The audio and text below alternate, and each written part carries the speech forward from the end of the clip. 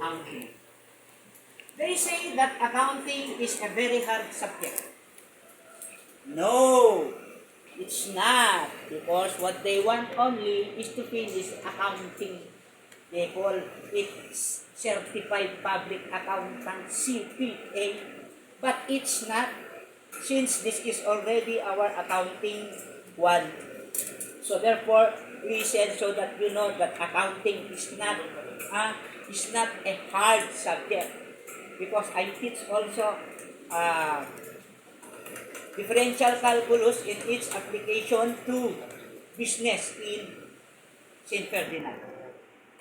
I taught in St. Ferdinand, but there is something wherein I back out, wherein I could not tell it because there is the online. Okay, now first we will have to take up interest. Now it's so easy. It's very hard about measure of central tendency, and now it is an interest. So very easy. Okay, so interest is the amount of borrowed money. Is the amount of borrowed money then to be pay it on the due date.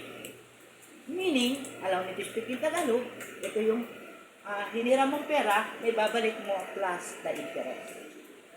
Okay? Now, so that is the amount of borrowed money. That is the interest. Okay, example. Find the interest of 2,500 at 6% simple interest for 5 years. Okay guys, 6% is the rate. To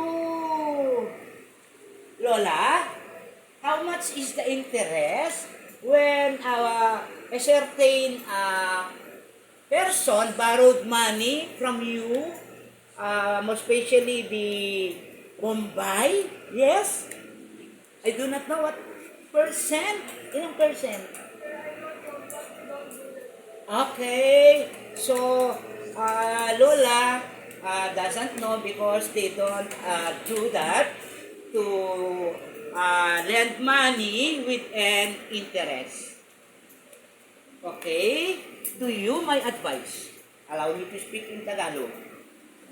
Kapag nagpautang kayo, kawawa naman yung pinautangan nyo na sobra ang interest.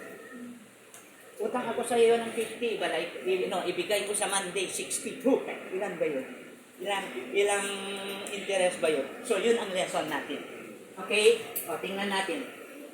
So, 6%, convert that to decimal, 6 divided by 100. Okay, do it. 6 divided by 100. So, 0.06. So, that's the rate. So, time is 5 years. So, I is equal to principal rate times the time. P, principal, then rate and time. Okay, substitute it. Principal, to 5. Rate, 0.06, time is 5 years. We multiply all of this.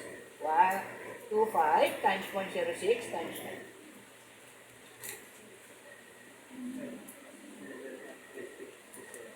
750. Okay. From that 750, that is the interest. How about the principal? So, future amount, interest plus the principal. So, we have interest of 750 plus 2,500. Okay, please add it. So, this is the amount that you will pay. This is the amount that you will pay. Now, if you cannot pay that, my friend, if you cannot pay this, and then they will start from this 3,250 times 0.06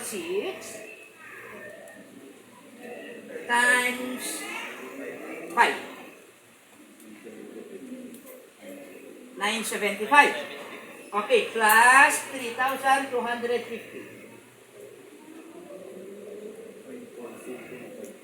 Oh. Ilan na ang babayaran mo? 4,000 na. So, pag hindi ka makakabayad, kaya hinila na yung yero ng bahay mo. Ha?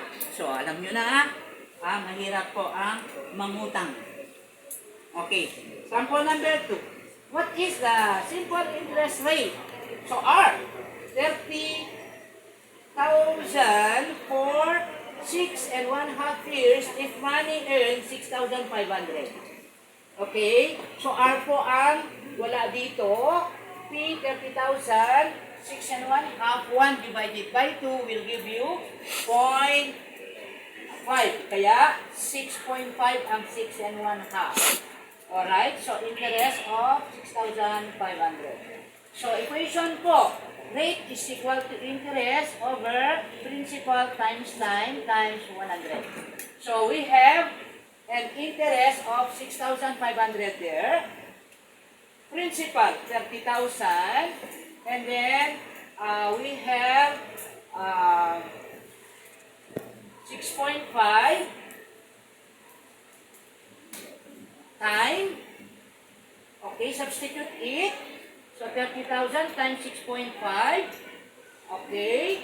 So, it is, we multiply 30 from 6.5, we have 95,000. Okay, 195,000. Divide 6,500 from 195,000. Divide it.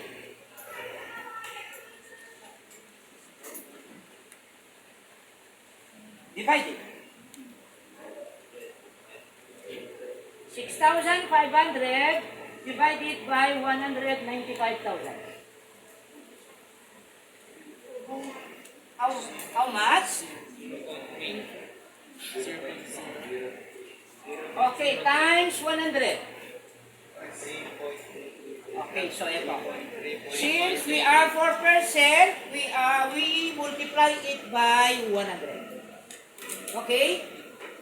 Okay po? So we will multiply it by 100. So that is it.